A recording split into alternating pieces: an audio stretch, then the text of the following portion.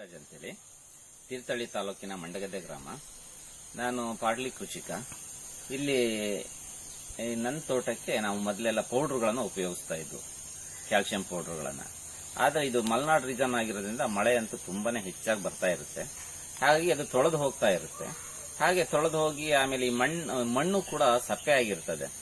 ಮೇಲಿನ ಪದರಗಳು ತೊಳೆದು ಹೋಗಿ, ಜೊತೆಗೆ ಆ ಗೊಬ್ಬರದ ಅಂಶಗಳು ಎಲ್ಲ ತೊಳೆದೋಗಿ ಮಣ್ಣು ಸಪ್ಪೆ ಆಗಿರುತ್ತೆ.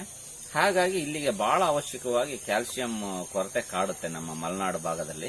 ಅಡಿಕೆಗೆ ಎಲ್ಲದಕ್ಕೂ ಇಡೀ ಮಣ್ಣೆ ಹಾಗೆ ಕ್ಯಾಲ್ಸಿಯಂ ಕೊರತೆಯಿಂದ ಕಾಡುತ್ತೆ. ಹಾಗಾಗಿ ನಾನು ಕಳೆದ ಬಾರಿ ನನ್ನ ತೋಟಕ್ಕೆ ನಾನು ಮೀನ್ ಶಕ್ತಿನ ಉಪಯೋಗಿಸಿದೆ. ಇದರಲ್ಲಿ ಒಂದು ಬೆನಿಫಿಟ್ ಅಂದ್ರೆ ಇದು ಗ್ರಾನ್ಯೂಲ್ಸ್ ಕಾಳುಗಳಾಗಿರೋದ್ರಿಂದ ಇದು ಸ್ವಲ್ಪ ಮಳೆ ಬಂದ್ರು, ಜಾಸ್ತಿ ಮಳೆ ಬಂದ್ರು ಕೂಡ ಒಂದೇ ಸಾರಿ ತೊಳೆದು ಹೋಗಲ್ಲ. ತೊಳೆದು ಹೋಗದೆ ಇರೋದ್ರಿಂದ ಅದರಲ್ಲಿರೋಂಥ ಅಂಶ ನಿಧಾನವಾಗಿ ಭೂಮಿಗೆ ಇಳ್ಕೊಂಡು ಹೋಗುತ್ತೆ. ಅದೊಂದು ಬೆನಿಫಿಟ್. ಹಾಗೆ ಅದನ್ನ ನಾನು ಉಪಯೋಗಿಸಿರೋದ್ರಿಂದ ನನಗೆ ಕಳೆದ ಬಾರಿ ಕೊಳೆ ಬಂದು ಡ್ರಾಪಿಂಗು ತುಂಬಾನೇ ಕಡಿಮೆ ಆಯ್ತು. ಈಗ ನನ್ನ ತೋಟಕ್ಕೂ ನನ್ನ ತಮ್ಮನ ತೋಟಕ್ಕೂ ಅಕ್ಕಪಕ್ಕ ಇರೋದು, ನನ್ನ ತೋಟದಲ್ಲಿ ಡ್ರಾಪಿಂಗ್ ಕಡಿಮೆ ಇತ್ತು, ಅದರಲ್ಲಿ ಅವನ ತೋಟದಲ್ಲಿ ಡ್ರಾಪಿಂಗ್ ಜಾಸ್ತಿ ಇತ್ತು. ಸೊ ಇದರಿಂದ ತುಂಬಾನೇ ಅನುಕೂಲ ಆಗಿದೆ. ನಮಗೆ ಮ್ಯಾಗ್ನೀಷಿಯಂ ಕ್ಯಾಲ್ಸಿಯಂ ಬಹಳ ಅವಶ್ಯಕತೆ ಇದೆ ನಮ್ಮ ಮಲೆನಾಡು ಭಾಗಕ್ಕೆ, ಅದು ಇದ್ರಲ್ಲಿ ಸಿಗ್ತಾ ಇದೆ.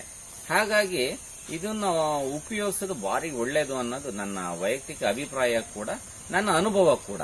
ಹಾಗೆ ಇದನ್ನ ಉಪಯೋಗಿಸೋದ್ರಿಂದ ಮಣ್ಣು ಕೂಡ ಒಂದು ಫಲವತ್ತತೆಯನ್ನು ಬರುತ್ತದೆ ಅನ್ನೋದು ನನ್ನ ಅನಿಸಿಕೆ. ನಾನು ಒಂದು ಮರಕ್ಕೆ 125 ಗ್ರಾಮ್ ಉಪಯೋಗಿಸಿದೆ ಕಳೆದ ಬಾರಿ.